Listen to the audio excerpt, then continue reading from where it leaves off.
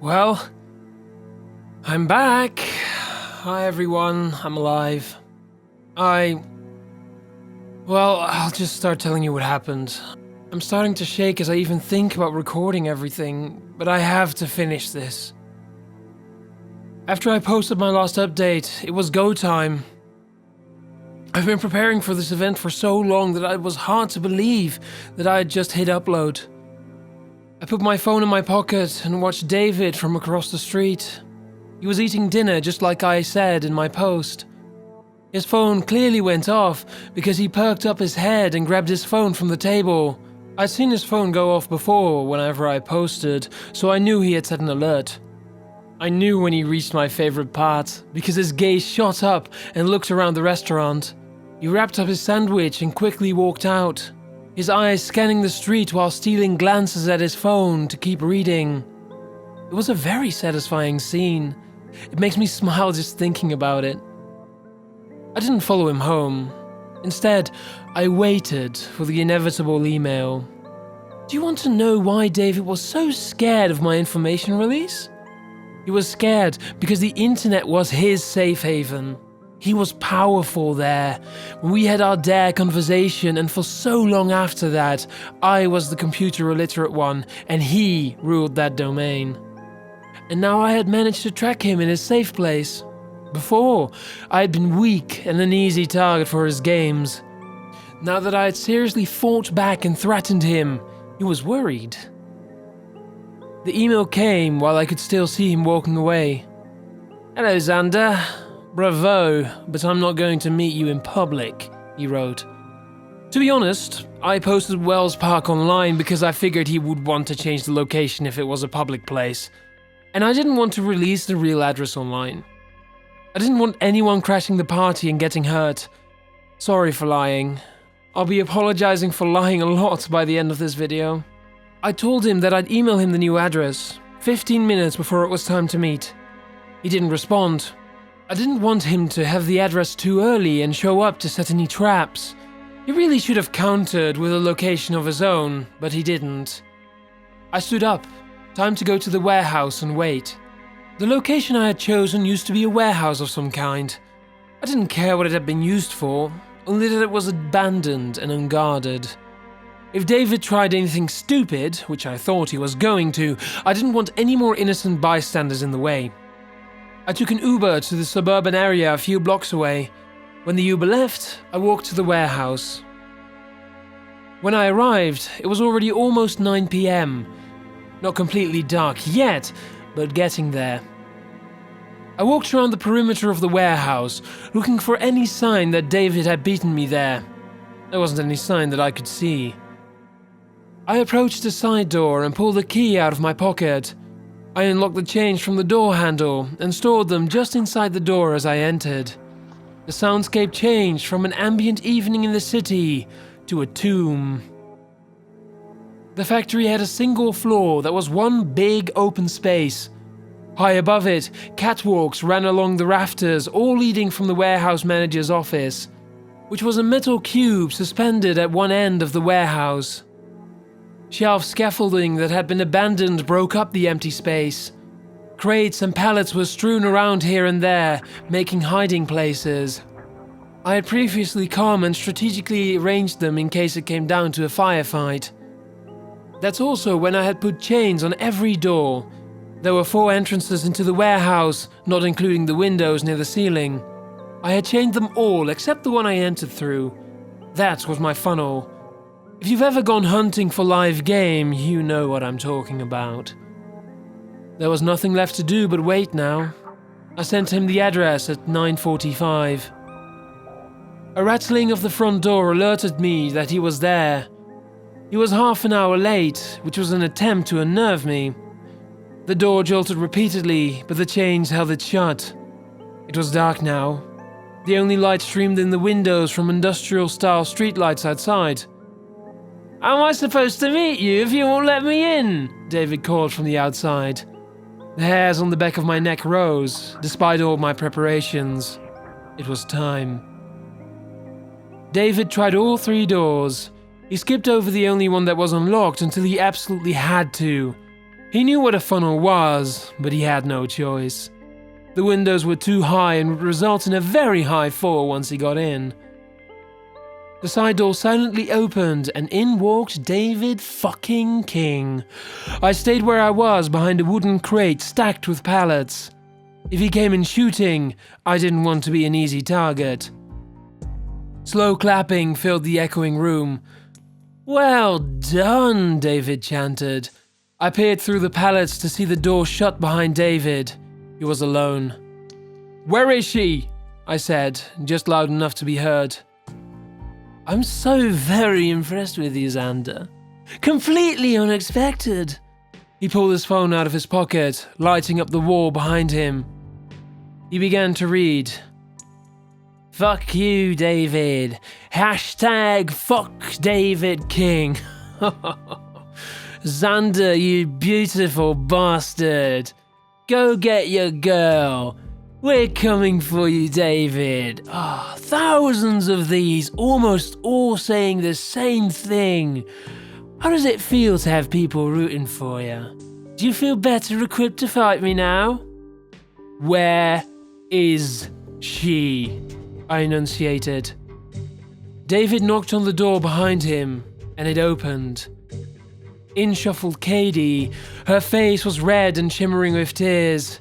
Duct tape had been wrapped around her entire head several times, covering her mouth. Her wrists had been similarly wrapped. A band of tape also tied her ankles together, but had enough slack that she could take small steps. A thick arm was wrapped around her neck as a tall blonde man with extremely curly hair guided her into the room. "I said to leave your partner behind," I shouted. It echoed. "What if you don't want him here? And come kill him," David said. I didn't respond. Fucking damn it. "So, Xander, how would you like to proceed? You're running the show here," David called, looking around the warehouse. "Send Katie forward and leave." "I'm sorry, but I don't have a guarantee that you won't release all the information anyway. Come on out here and we'll discuss my terms." "Like hell I am." David looked to his partner, and his partner used his free arm to punch Katie in the side. She cried out as best she could through the duct tape and faltered, but the blonde man held her up by her neck. "We can do this all night," David smirked. I stood up. My hiding place was off to David's left, so I walked in a semicircle until I was directly in David's line of sight. "Come closer," he grinned. I stepped forward until we were a couple yards apart. "Look how you've changed," he smirked. "Your hair looks good. You should always dye it darker. Oh, you're so stoic now. Oh, confident. Being on the run has changed you. I guess all we had to do to increase the minimum required effort was go on the run, huh? Oh, maybe we could have avoided this whole mess. Well, then again, it's all been so fun." "Let's get this over with," I growled. "We're so hostile," David commented. "What's your first term?" "He leaves," I said, pointing to the blonde man. "Okie dokie," David shrugged. Before I could process what was happening, he pulled a handgun from his jacket pocket and shot the blonde man in the head. He collapsed, dragging Kate with him. Katie gave a muffled shriek and untangled herself from his body, dragging herself backwards along the floor. She backed into the wall and stayed there, eyes wide. David looked down at the body before slowly turning his head to me. "My turn?" Jesus Christ! It finally hit me how in over my head I was. I might understand David King, but I could never, ever match his sickness. It occurred that I could die that night, despite David's rules. "Show me the data," he said. "That's my first term. I want to know exactly what you're going to release so I know it's worth my only bargaining chip." I tried to hide my shaking hands as I pulled my phone out. I went into my email drafts on a throwaway account where I'd saved a copy and emailed it to him. "I sent it to you," I said. David smiled reassuringly. Fast as a lizard, he spun around and snatched Katie off the floor. She screamed as he stood her up and held her in front of him. I pulled my Ruger SR-45 handgun out of the concealed carry holster I'd worn and tried to get a clear shot. He was too fast and had caught me by surprise, so she was in front of him before I'd even lined him up in the sight. "So you got a gun after all," he said coolly. "I didn't hear about that in your videos. Relax, I'm just making sure I can read in peace." He held the gun to her head with one hand while opening his phone with the other.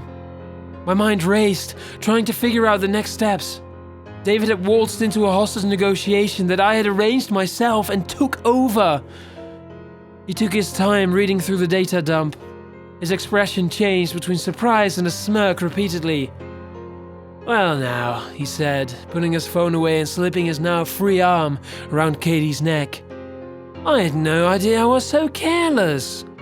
He sounded anything but careless. Katie gasped as he suddenly gripped her neck tighter and pressed the muzzle against her temple. "Well, let's move somewhere smaller," he said, looking up at the manager's box. "I don't want you running away when the going gets tough." "Well, you first, Ansand," he said, nodding his head toward the stairs to his right. The door he had entered from had a set of grated stairs off to the right that led up to the manager's box. They went up toward the back wall, then turned to the left straight into the side of the manager's box. Another set of stairs should have been on the other side, mirroring these, but they had been disassembled and lay in a heap. I kept my gun pointed in his direction, and he kept his muzzle against Katie's head. Katie was sobbing and watching me. When I reached the stairs, I slowly backed up them. David followed once I was halfway up. At the top of the stairs, the door to the office stood. To the left, a grated walkway led out over the floor, spreading into catwalks that sprawled the entire place. I opened the metal door to the office and backed in. The only furniture in the room were two heavy wood tables. The rest of the office was bare. A thin slit of a window overlooked the warehouse floor. David pushed Katie into the room with his arms still around her neck and shut the door behind him. I followed him with my gun, standing against the opposite wall where the second door leading into the office was. The office was big enough that we were still a few yards away from each other. "Now I don't have to worry about you running off into the dark warehouse. As fun as hide and seek sounds, I don't have the time." "You know, when I found your post, I thought I had stumbled across some sort of therapy story you were putting up. Oh, but it was so much better. You really have surprised me. You've grown and changed to try and beat me," David smiled. "But you haven't changed enough. I can see it in your face and your trembling hands. You're still you, Xander. You've changed your exterior, but inside you have the same motivations and weaknesses." He tightened his grip on Katie again. "I know your next term is for me to let Katie go, so I'm going to skip your turn. I know you'd prefer that she remain in my custody rather than getting shot, so I suggest you put down your gun." I stood my ground. I wanted to take a shot, but didn't want to risk him being faster than me. I was confident in my aim, but not my speed. "Put it down," he said. Again, I stayed. In an instant, the gun had left her temple, fired a shot into the floor and returned to her head. She sobbed, and the heat of the barrel on her skin must have hurt. "I'm not fucking around, Xander!" David shouted. Slowly, I set the gun on the floor and kicked it in his direction. "Good choice," he said calmly. "Have you realized why you're here yet?" My face answered him. What did that even mean? Of course I did. "You think you're here to save Katie, but you aren't. She's been gone for a year now, and you've only built up memories of her. The Katie you knew is dead. But not even that Katie is the reason you're here now. No. You gave up on the happily ever after with Katie long ago. This isn't a hero's quest to save a princess. This is a revenge assault on the You still have weaknesses that tie you down. I know how to get rid of mine. This isn't about saving her. This is about outsmarting me. Keeping Katie safe and sound is just a result, David said, his smile growing. So, in that sense, you and I are the same now. It's about outsmarting the other one. You started out simply living life, then progressed to defending yourself, then to protecting your loved ones, and now you've arrived where I wanted you to be all along, trying to ruin me. Like your own mother? I snipped. She was a liability, he said coldly. It wasn't personal. You're a sick fuck, I said. The door behind David silently opened. I'd oiled those hinges for hours, making sure they made absolutely no noise. Well, I'm about to get a lot sicker, he said. He'd started to pull the trigger when he was tackled from behind. Katie tumbled out of his grasp as he tried to use both arms to catch himself. His gun went off, but the shot hit the wall. Katie rolled away from David's reach. David started to get up, but the assailant was on their feet faster. David, on his hands and knees, looked up at the attacker. Remember me, bitch? Clark yeered, and then punched in a downward arc into the side of David's head. David dropped to the floor, but he was still conscious. He grabbed Clark's leg and tore him into the ground. I raced forward and pulled Katie out of the scuffle. I dragged her out the door before getting her to her feet and cutting the tape on her hands with my pocket knife. There wasn't time to get the layers off her head. She was wide-eyed.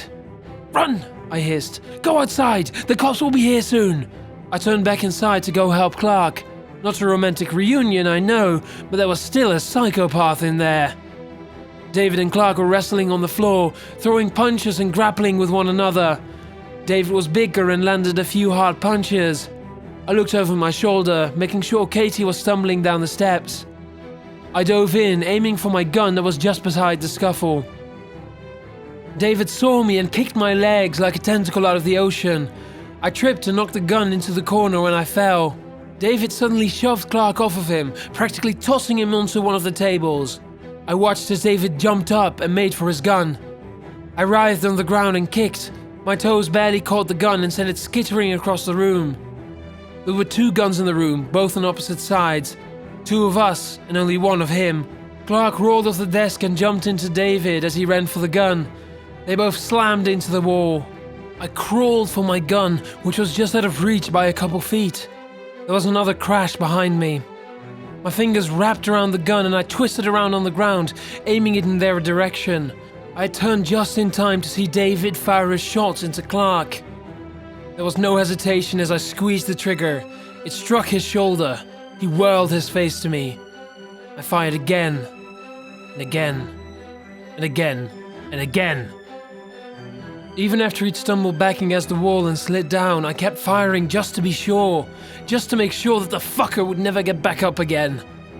My gun clicked to alert me that I had emptied the clip.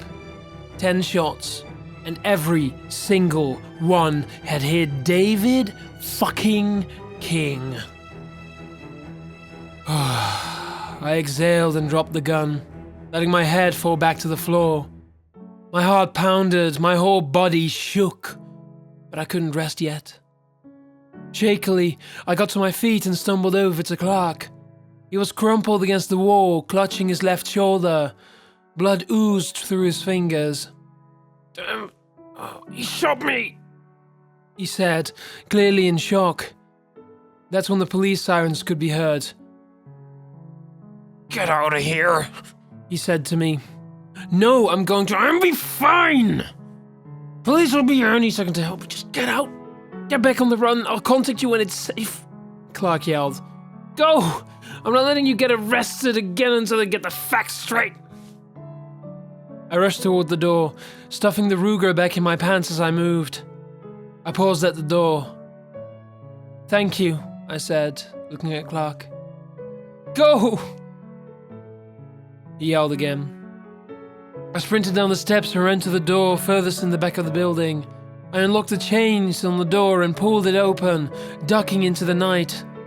I'd run this path over and over, making sure it was good enough for an escape in case something went wrong. I went to my previously established hiding place and hunkered down to stay hidden. I sent a text to the server my script was on and entered the password to cancel the info dump. There never was a second person. That was a bluff. There's no reason to release that information to you now since David is dead. I'm sorry. I really appreciate the level of support to ruin David, but there's no point now. I thought he'd still be alive afterward. The police will get it eventually as evidence, though. Then, I collapsed into sleep. This morning, I was thinking clearly again and feeling better. I ate and drank lots to counter the shock. I started making plans on where I'll go next. It isn't safe to stay here much longer. The news hasn't said anything about the incident yet, but I'm sure the story will break eventually. I've stayed glued to the radio app on my phone all day today, and I'm even listening right now, hoping for an update on Katie or Clark. Thank you, everyone. You've helped me remain positive these past few days and set this trap. It's finally done. I regret so many things about what I did and how I reacted in the past. I should have fought more forcefully before it came to this. I was too scared, though. And I didn't really understand David. But now I do. Only now it doesn't matter because he's gone. From here, I'll continue to stay on the run. I don't plan to turn myself in until Hernandez says the prosecution is ready to drop all charges. Hernandez is trying his hardest back at home to mitigate the evidence against me in all of those charges. Clark's testimony about what happened last night should really help reduce the credibility of David's claims. Plus, the GoPros we set up around the warehouse won't hurt. David's confession about his mother was a bonus I hadn't expected. Originally, we had intended to lock David in the manager's office for the police to find. Clark had called the police just before attacking. Circumstances had changed that plan. Some of you may wonder, well, what if David hadn't taken you up into the manager's office? We had contingency plans. That wasn't the only option.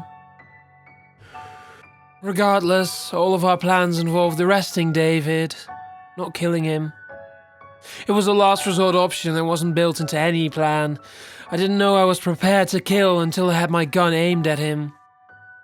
I don't feel like I fully processed the fact that I've killed someone. I don't know how I'm supposed to feel or act or think or anything. I feel like I'm acting the wrong way. Anyway, there's another part that will help persuade the prosecutor to drop the charges against me. I lied before when Hernandez came to visit me in jail. I said he told me he couldn't talk about Isaac's death, but he did tell me. They had found a video file on Isaac's computer from the day he died. He'd been recording himself playing games for YouTube when there was a crash of silverware in the background. Isaac didn't hit pause on his recording and left the room to investigate. David came flying back into the room, shoving Isaac into the bookcases. He slammed the door and was on him in seconds. The assault lasted only minutes. David walked out, leaving the door wide open. The camera watched him come back into the room with my pillow. He held the pillow over Isaac's body and hit it repeatedly. All the dead skin from my pillow fell onto Isaac's body. They found those traces on Isaac's body, but the video proved that I hadn't killed him. David had walked out and locked the door behind him. He'd made a mistake and hadn't checked what was running on the computer. All he saw was the game. Hernandez and I had been in contact while I was first on the run. I lied about that too. When I had first contacted him, he started crying on the phone, apologizing repeatedly. He told me that he knew if I stayed in jail that I would, at the very least, lose a lot of time out of my life while the trial went on, even if David was accused later as more evidence came out. He had accepted David's deal and demanded that I be given the half of $15,000 he was paid. David, as you know, only gave me $2,000, but Hernandez had hoped it would help me lay low and evade capture until he could successfully contest the evidence. We fully intend to report the bribe to the police. He told me that after my escape from the car, the police were very suspicious about the circumstances of my escape. There were too many holes in the story, and Hernandez had been sure to point out every last one repeatedly to his boss. A lot of you pointed them out too. Paint from the truck rubbing off, bars separating the front seat and the back seat, GPS in the truck marking his whereabouts and the location of the crash in relation to the time David sounded the alarm, etc. David had clearly been desperate to get me out of jail. He risked bribing an official and left a lot of his plan up to chance to get me out. David just didn't want to end the game yet. If I went to jail, it was over. Yet there were still so many ways he could ruin my life. When asked about the break-in and theft, he told his story. David had knocked at the door just as Jackson was finishing packing to go on vacation. He told Jackson that he was a friend of mine and was helping me move out.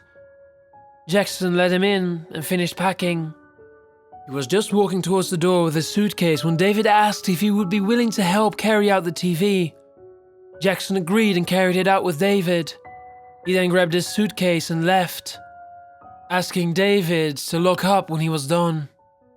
That's when he started stealing everything and trashing our house. That's also when Isaac would have come out and been killed. It solved the riddle of why the door had been locked and not broken when Clark found the apartment stripped bare. There are still some questions that I don't have answers to.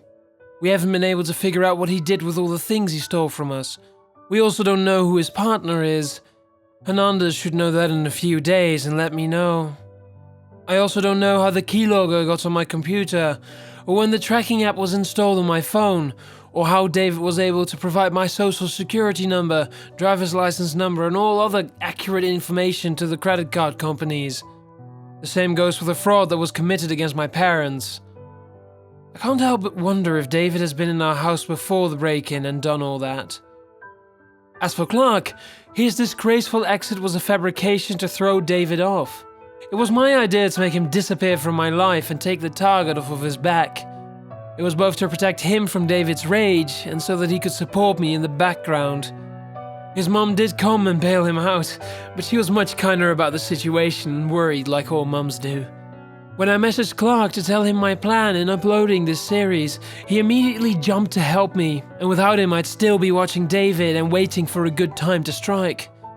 It was his idea to plant the information about hiding his bank information on scraps of paper around town.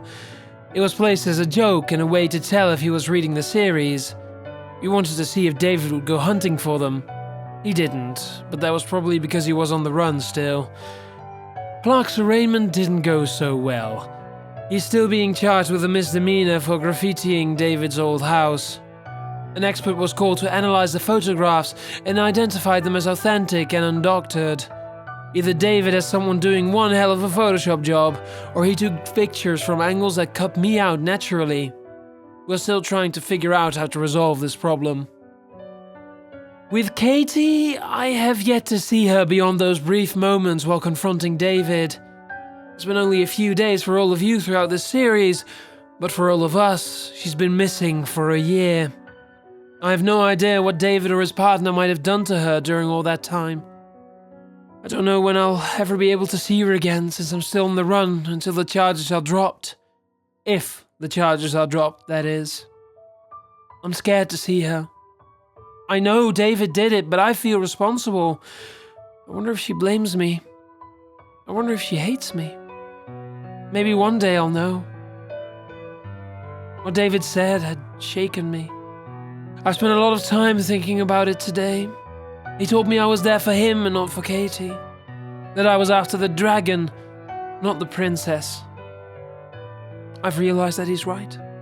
I've read a few of your responses and agree with you. I didn't write all that much about Katie during this series. If it had been about Katie, I would have written more. The fact that I left her to go back and fight says volumes about why I set this trap. David was right. It wasn't about Katie. Katie was a result. It makes me feel guilty and dirty to think about it. Maybe it would be best if I never saw her again. She's not likely to want to see me. Katie, if you ever hear this, if you can ever handle it, I'm sorry. I'm so sorry. Once again, thank you everyone. You've helped me so much with your support, encouragement, and your unknowing aid in making this trap for David. I couldn't have done this without you. The last 2 years have been hell, but it's finally over. We ruined David fucking King.